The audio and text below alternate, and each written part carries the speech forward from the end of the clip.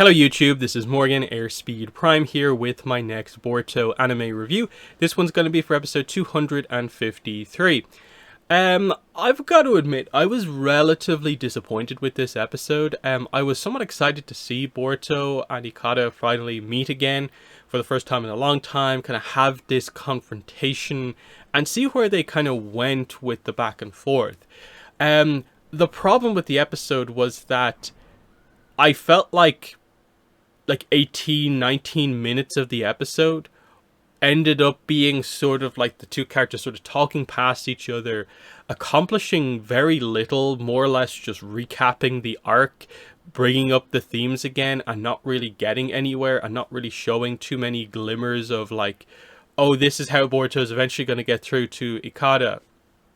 We eventually got somewhere in the end with Boruto deciding that he's going to give up his life. Ikada offered him right at the end, like, oh, kill the Mizukage and I'll end it. But Boruto's not going to do that, so he says, I'll give up my own life. So it felt like, in a way, this was maybe one of the only options that there were left. And from the preview, it feels like, okay, we maybe have a sense for how we can actually get somewhere with this, in that Ikada is going to, I guess, agree to this, but he is going to want Kobuna to be the one to kill Boruto, to get his revenge. And I think what they're going to do is they're going to have Kobuna not be able to go through with it and realize sort of just how intense, violence, the issue with this, cycle of revenge, and him not being willing to become a killer and keep this going. And that he's upset about the loss of his father, but that that killing Boruto here is not going to fix that. And while I'm not sure if they'll fully commit to doing something with Kobuna, I'm guessing Ikada seeing Kobuna have that reaction will sort of show him that what he was saying throughout this dialogue sequence back and forth, that, when you feel this way, nothing can ever stop it. That he kind of talks about how his want for vengeance is like so insane that even if he killed everyone responsible for what happened to Seiren, it still wouldn't be enough. He would still have that pain afterwards.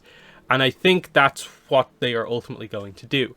The problem with this episode is that I don't think you needed to take an entire episode to get us to the setup point for that to happen in the next episode. That's what this arc, I think, has done from pretty much the start. It has these moments that are quite good, and I think there will be some good takeaways from this arc once it does come to an end. But wow, it probably didn't need half of the episodes that the arc had to actually hit home its main points. In that Ikada and Boruto talked at each other for like I said, probably 18 minutes of this episode, with very few cut-ins from other characters, very few other things actually happening in the episode. And what did they actually accomplish? There's a few things to connect the dots with, but that's mainly with the preview for next episode. Within just this episode itself, I don't think we actually got all that much that was particularly notable here, because it felt like this was going to have to be the way it went. The difference, I think, is that I expected there to maybe be 5 minutes of back and forth before they kind of realized that this isn't going anywhere, and then Boruto would take a bigger course of action to make the plot actually move on and not just it be at this stalemate of a discussion. In that sense, that's the inherent problem with this episode, is that you just came back around in the circle to repeat yourself over and over again. We get it. The theme of the last few episodes has been the cycle of hatred. It's been revenge. It's been about characters dying and wanting to kill the characters who killed that character. That's what you've been talking about. You don't need to recap that again for 5 more minutes to get back around to the next bit of dialogue. Similarly, they ended up being like, oh, this is Ikada. He wants to do things for the Fanado clan now that he has his powers and all this stuff. And it's like, okay, I get it, you know, Boruto brings up the boss and the ships, and Ikada is seemingly letting his dream go away because he has sort of like a new idea about what he wants to do.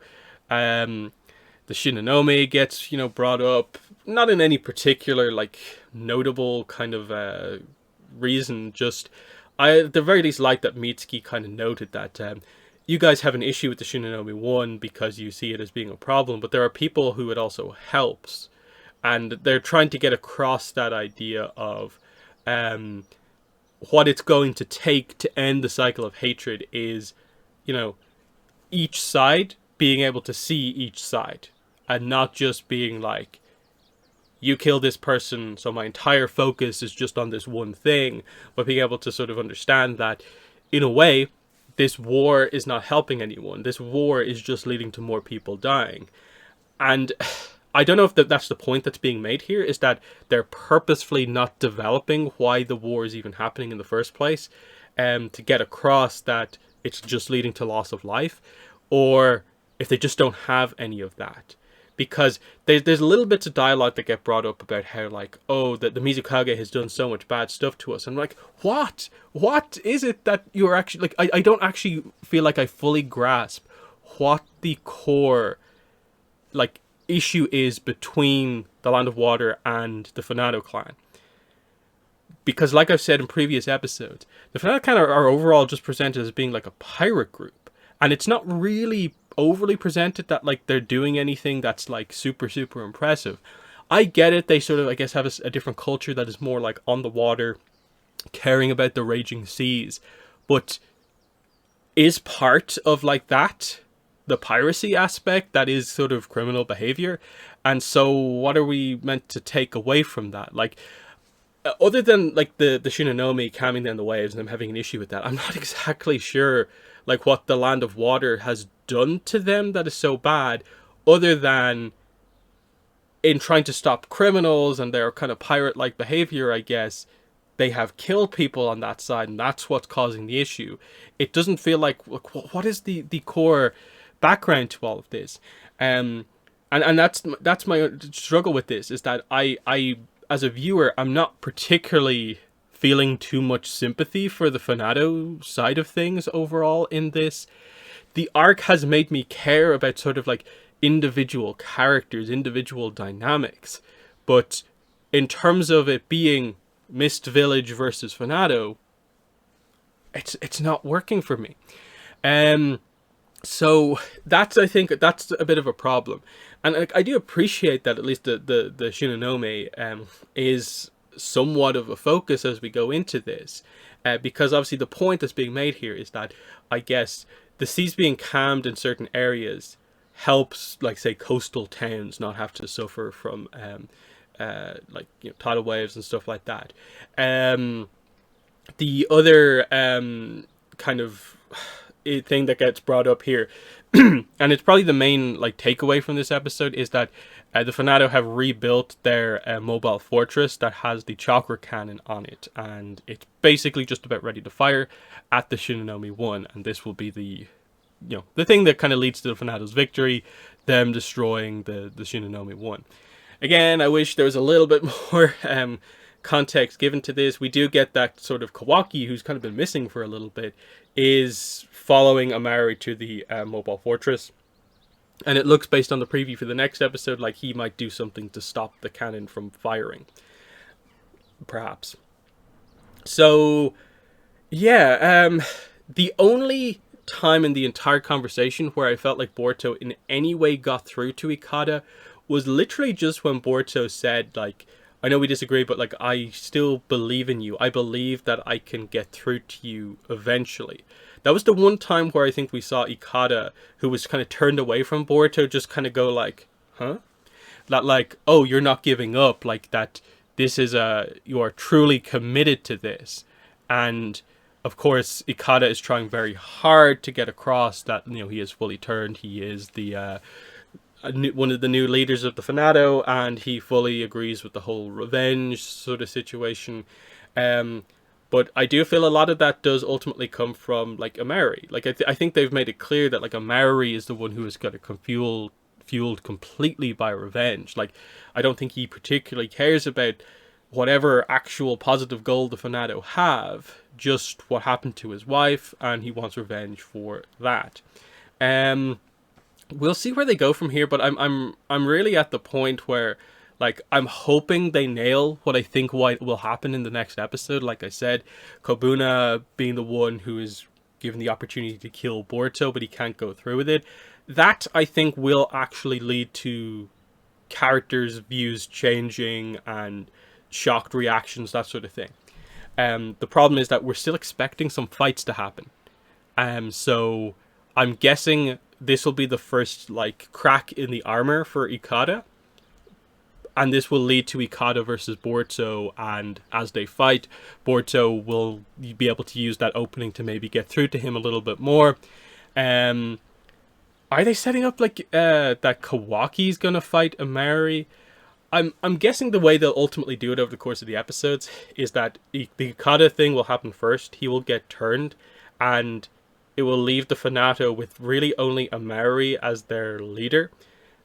And he is the one who, I suppose, has the least sort of valid point, in a way, in all of this. So it's relatively okay to fight him and sort of take him out without it affecting the sort of balance between the Fanato and the Mist. Because I feel that just is a thing that has to happen. I think there's no way you get out of this arc with Amari still alive, based on everything that's presented about him so far. Other than that, I suppose, I think it probably has to be pointed out, I get it, that this is sort of Boruto's idea, but wow, I wish Sarada said a little bit more. Given that she is the one who wants to become the Hokage one day, which will involve her being involved in negotiations, I wish she said a little bit more. The little moment where she got involved, I liked, but I do wish it was more of a team effort. Because otherwise it just feels like Mitsuki and Sarada are there to support Boruto, which maybe gets across the idea that, like, are they fully on board with what he believes, or are they just supporting him so he doesn't get himself killed really easily? And there's just little subtleties to this that are preventing it from being, like, absolutely amazing and strong. Because look, there are problems with this arc. Like, the pacing is not very good. This episode accomplished very little, given the amount of dialogue in this episode. How little it actually accomplished is actually, like, quite an impressive feat in my mind. So there's just aspects like that throughout the arc that just prevent it. But there are things that I do care about. But I think it is just, we need to do something with Buntan, and I'm guessing they're going to do a similar thing with her. She is, like, the one quick cutaway scene to the Denki crew and then Buntan and Kyoto is that Metal basically tells everyone, like, oh, they've gone on a warship over here, like, we kind of need to go and do this. And they're sort of on agreement, but of course it gets the impression that the Leaf characters are there because they want to help Boruto, whereas Buntan still feels like she's leading in the direction of going because she wants revenge. But I think the whole intent of this arc should be that Buntan has a chance to take revenge against someone and kill someone, but she holding back will be the centerpiece of the transitioning her into sort of, like, taking on, like, the destiny of Kagura, you know, the arc of Kagura, that she doesn't take revenge. There is potential for her to take on that mantle. That's one of the things I want from this, is to really position her well going forward. And beyond that, it's just, like, I want a good fight with Amari. Because I think they'll play up the more emotional stuff and sort of, like, the extent of Ikada's powers in whatever fight he has. But I do think in terms of the big fight, it probably will be Amari and showing off just sort of how skilled he is. And that will be a fight that can actually, I suppose, have more of an actual conclusion. The one thing that I'm still a little unclear on is Chojiro going to get involved in things? Because he's holding back now, but it looked like they were just about ready to say, we've given them enough time, we got to act now. So I'm interested to see like how that will work out. Like I said, my impression is that I think they'll sort of have Ikada and some of the other characters sort of like turn away from the want for revenge, and it will be Amari and his loyalists basically left, and then the mist will come in and we'll get maybe Chojuro versus Amari, which, you know, they could still do some interesting stuff. I'm not really sure what the full intent of this actually is, because like Chojuro has the sword again, the Kagura sword again, but it kind of feels like, does that ultimately need to get passed on to Bunten if that's going to be the way we do the arc? But then what happens with her kind of lightning blades? So there's a little bit of like maneuvering about how important they are considering Bunten, but you know, that's what it is. So yeah, it's one of those episodes where if the dialogue that make up most of this episode between Boruto and Ikada was good, I could have absolutely seen myself doing a full-on analysis video, going through it line by line, seeing how they did it. But ultimately, so much of it is just like, yep, that was a recap. Yeah, I understand that's the theme, that's the dynamic. I get what you're trying to say. None of this is particularly new. You are not ready to do anything with the characters in terms of anything happening. And I don't think it's worth going through all that dialogue when it didn't accomplish all that much. This was a setup episode for the next one overall. So they're my thoughts on the episode. In the comments, let me know what your thoughts were, but that has been the video. Thanks for watching, and bye.